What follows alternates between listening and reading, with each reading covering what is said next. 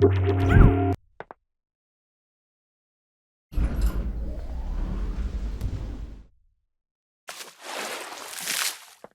this last video then, on the pose and motion tools, we will see the operation of the match last option.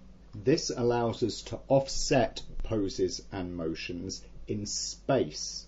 In a case where we were wanting to take something like the camera here and copy, pose, paste it to the light's position, then the match really wouldn't do much because obviously it goes to that position anyway. What it would do though is hold the camera's existing position. Now, in a simple case like this, let's say that we're going to try and use the lights pose on the camera, so I'll just copy that pose, select the camera, choose match last and hit paste. We see that the camera gets the rotation applied, but it stays in its existing place. That of course is no different than if we pasted the motion without position activated. In single item settings like this, it doesn't make a huge amount of difference. However, where it comes in really useful is in a few other situations, mainly with whole rigs, or indeed with any kind of item motion. So if we take our light here, we'll switch to motion mode, we'll copy its motion, just for the whole range there. We'll come over to where of course it ends, which is here. We'll turn on match last and click paste, and we see that the motion is repasted not just from the current time but restarting from the current position in space, and it repeats on like this. Similarly, if we take the camera here, we've got the match turned on, we click paste, then we see that the motion is pasted from the camera's starting position there like that. A more interesting demonstration might be something like this, where we've got a simple walk cycle taking place on just a plain old bone hierarchy here. This is a FBX bone hierarchy, and it's doing a walk, but just a single cycle here. What we'll do is we'll select all of the bones here, like this, or alternatively, we could just use bone selection mode here, because this is a case where we are just selecting all of the bones of the current object. We'll copy the motion. Again, we'll just do the whole range here. Come out to the last frame, which of course is pretty much a pose copy of the first frame there we see. We'll choose this trailing toe joint, so that is our last selected item.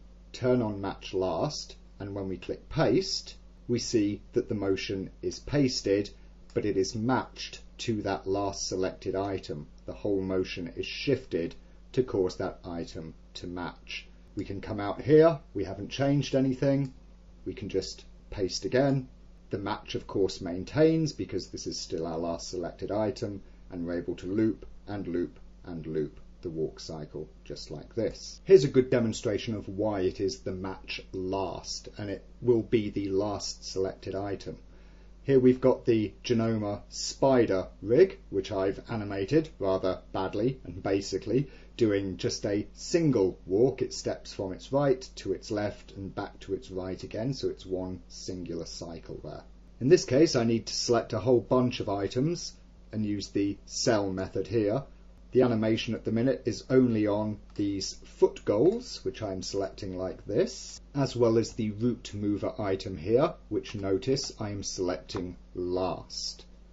Again, we'll take the motion, copy it for the range starting at frame 1 there, can come out to this end of it there, the end of the cycle, turn on match last, click paste, and you see that that last item is the one that gets positionally matched for the entire rig. And so there we go.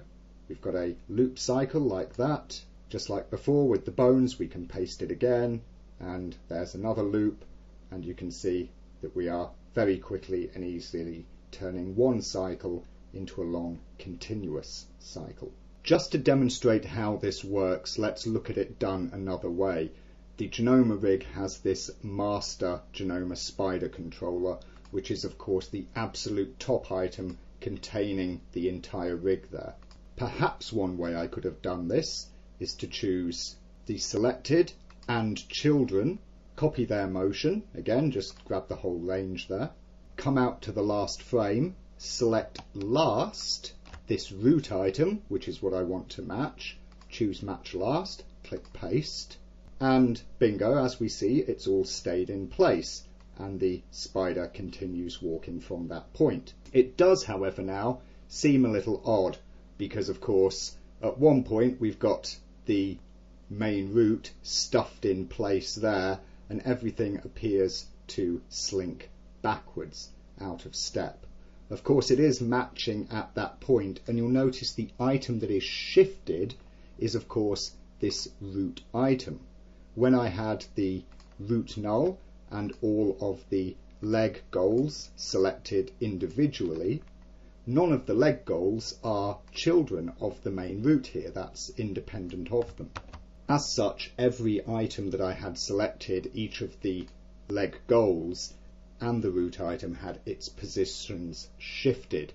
In the case where I had this item selected, because it was the top of the hierarchy, it got a shift to compensate for the position of this. Of course, this is very rig dependent, and as you can see, doing it like this can create a bit of mess. So when you are using the match item like this, you have to keep an eye on what is the top level items that are going to get shifted. In a case like this, it's more proper to do it on the individual goals and the root item itself. Whether you're matching to the root item or to one of the leg goals makes no difference. All of them are top level items within the set of items you have selected. And having all of those shifted is much easier than trying to shift a global root. Of course, this all works wonderfully for a rig, so we can take just a simple animation on someone like a singular walk cycle from left to right and back to left again. We can copy that motion, we'll just copy the whole range of it. Come back to the end of it, we can see here, of course, that the last frame is pretty much just a clone of the first there, just at a different space. The trailing foot here is, of course, the last item in contact, so that's where we're going to want to make it stick. Turn on the match, click paste. There's another cycle, we get to the end, we click paste. And of course, like this, we can go on sketching out a whole cycle. Rather than do it one cycle at a time, if we've got a bunch and we want to make it even longer, then of course we can just recopy the whole motion there, which we've gotten so far. That was 3 full cycles that are now copied. Come again, we've still got that selected, match last, click paste. Pastes in another 3 cycles. And so like that, you can very, very quickly build up your animation. This match also, of course, works with poses, just in the same way that it works with motions.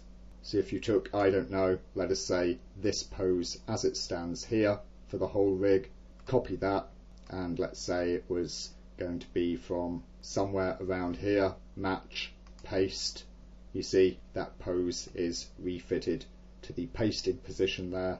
This also works with the reset, so if you had some point in your animation where you were just wanting to jump back to base pose in order to begin a new pose, then you can find the point in the animation where you might want that to be, and of course the item that you might want to be held in place, perhaps this one here. Turn on the match, pose, and click reset. And so there we go. Those are the pose and motion tools that are available on the animation toolbox. We've seen how they work both in general mode and rig mode, and all of the options for mirroring, matching, copying, pasting, and working with things in a way that will greatly, massively improve the efficiency of our working with animations.